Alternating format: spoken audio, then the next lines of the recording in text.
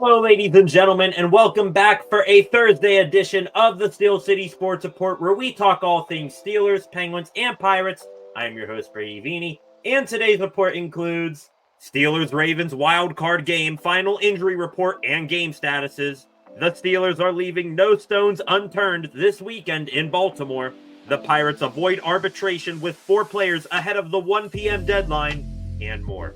As always, please be sure to like, comment, and share this video, as well as subscribe to the channel. Now let's get into the first news story of the day. Steelers-Ravens wildcard game, final injury report, and game statuses. The time for talk is almost over, as we are just 48 hours away from what will be a heated playoff matchup between the Pittsburgh Steelers and the Baltimore Ravens.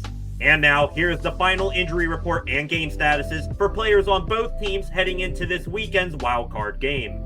Starting with your Pittsburgh Steelers, there are 5 players with game statuses. 3 of these 5 players have already been ruled out, and they are wide receiver Roman Wilson, defensive tackle Logan Lee, and linebacker Cole Holcomb, all who remain on IR or the PUP list. The other 2 players with game statuses and being listed as questionable are right guard Mason McCormick with a broken hand and tackle Calvin Anderson, who is also on IR with a groin. McCormick is the likeliest to be active between the two, but even then he could not be in the game much, as Spencer Anderson took first team reps in today's practice at right guard. All others on the Thursday injury report do not have game designations and should play, including defensive tackle Cam Hayward, who missed most of the practice week with the flu, and kicker Chris Boswell, who also contracted an illness on Wednesday and hasn't practiced since.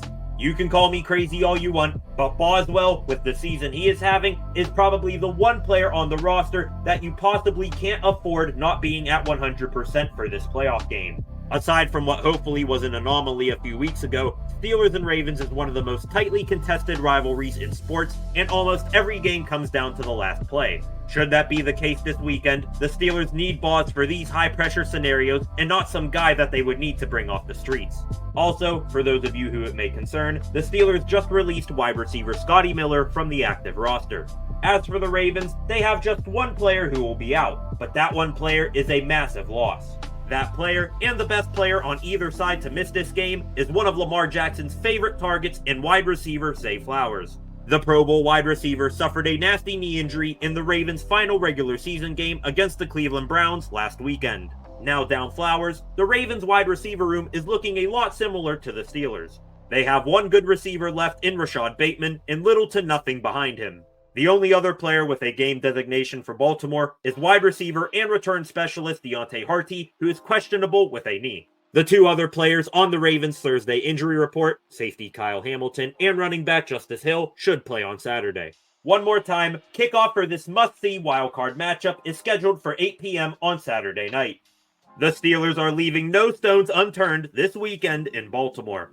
In his Monday press conference, Steelers head coach Mike Tomlin said he is open to any combinations of player usage to win this weekend's playoff game against the Baltimore Ravens.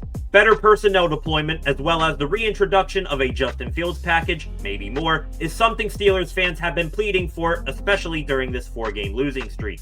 Well, it looks like we may be finally getting what we're asking for. Meeting with reporters at the team facility yesterday, Steelers offensive coordinator Arthur Smith was asked if Fields will be used on Saturday, to which he responded, "You know, there's no stone left unturned. It's what the playoffs is. You get through the drama, the ups and downs of the season, and however you shake it, you're in a single elimination tournament. I use that analogy, let's burn the boats, because you got to win to stay in, and win to survive and advance. So, we'll use everything at our disposal, assuming it's the appropriate thing to do." Now, Smith has his warts, and without a doubt Mike Tomlin has his hands on the offense wanting to run the ball all the time, but if there was ever a time to show us something that you've been waiting to show this season, that time is now. I want to see George Pickens get the ball early and often because you know he's going to be amped up. I want to see the toss play that Arthur Smith loves be exclusively ran by Jaylen Warren because he's the only one fast enough to do it. And damn it, if you're not going to start him, I want to see Justin Fields not only be used in the red zone, but put him out there as a decoy receiver or running back with Russell Wilson. Heading into this game, the Steelers are disrespectfully 10-point underdogs to the Ravens on most betting sites. So you need to not only beat the Ratbirds, but send a message that the team that lost 4 games in a row to end the regular season is dead and gone. Give us a decent offense or start booking your vacation flights. An update on Evgeny Malkin ahead of tonight's Oilers-Penguins game. Before facing the Columbus Blue Jackets on Tuesday night, Pittsburgh Penguins forward Evgeny Malkin was a late scratch from the lineup with a day-to-day upper body injury. After Tuesday's game, no update on Malkin was provided, but we now have an idea of how serious his injury may or may not be. Trib Sports Penguins writer Seth Rorabaugh posted a video on X of Malkin working individually at this morning's skate and moving around quite well. After the morning skate, Penguins head coach Mike Sullivan said that Malkin will be a game-time decision for tonight's game, but Rorabaugh added that Gino stayed on the ice for an extra hour this morning, making it seem like he will be out against the Oilers.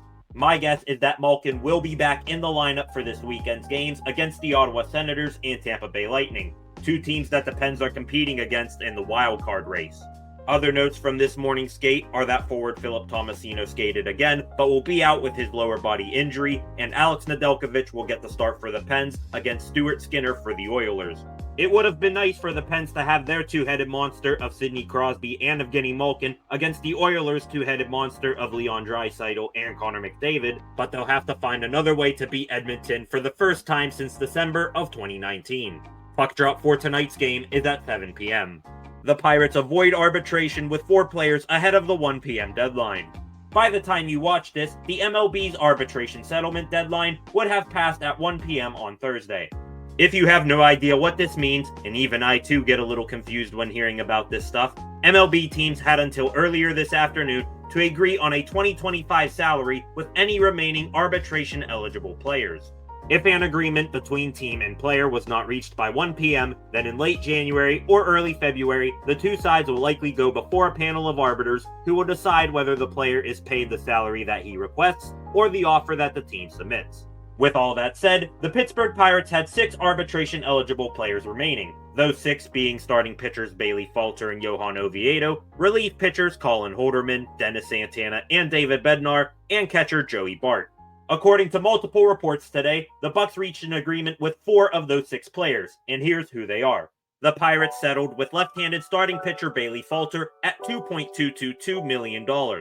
Falter was one of the biggest surprises for the Bucs in 2024, putting up an 8-9 record in 28 starts with a .443 ERA, a .129 WHIP, and 97 strikeouts to 45 walks in 142 1/3 innings pitched. Next, the Pirates settled with catcher Joey Bart at $1.75 million.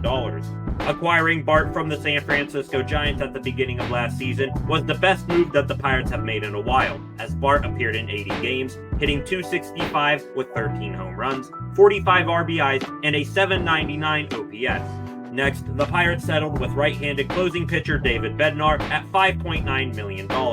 The Renegade was one of the most disappointing performers for the Bucs and even lost his role as closer in 2024, appearing in 62 games, earning a 3-8 record with a .577 ERA, a .142 WHIP, and recording 58 strikeouts to 28 walks in 57 2/3 innings pitched.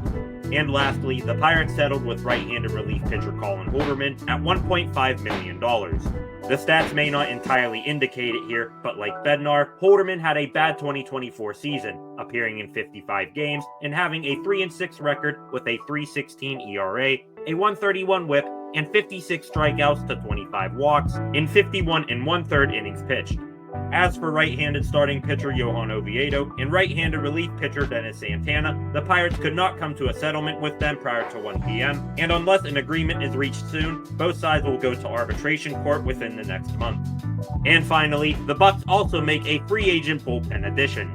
In addition to settling with some arbitration-eligible players, the Pittsburgh Pirates also made a rare Major League signing to bolster their bullpen. The news was broken by Pittsburgh Post-Gazette Pirates reporter Noah Hiles and MLB.com Pirates reporter Alex Stumpf that the Bucs have signed left-handed relief pitcher Caleb Ferguson to a 1-year, $3 million contract. In 2024, Ferguson started the season with the New York Yankees before being traded in late July to the Houston Astros. For the entire year, Ferguson appeared in 62 games, recording a 1-4 record with a .464 ERA, a .149 WHIP, and 67 strikeouts to 25 walks in 54 1/3 innings pitched. Those stats aren't going to impress anyone, but after a rough start to the season, Ferguson showed improvement in Houston. The 27-year-old coming to Pittsburgh is also a necessity signing, as besides a late-season waiver claim in Joey Wentz, Ferguson is the only southpaw in the Bucs bullpen after Ryan Borucki, Jalen Beats, and Aroldis Chapman all walked in free agency.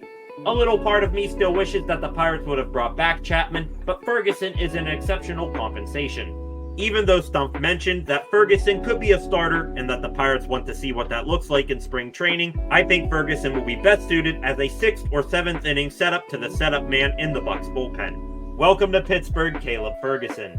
And with that, ladies and gentlemen, that wraps up a Thursday edition of the Steel City Sports Report. Again, please be sure to like, comment, and share this video, as well as subscribe to the channel. Thank you all for watching, and I will see you guys back here tomorrow with some more Pittsburgh sports news.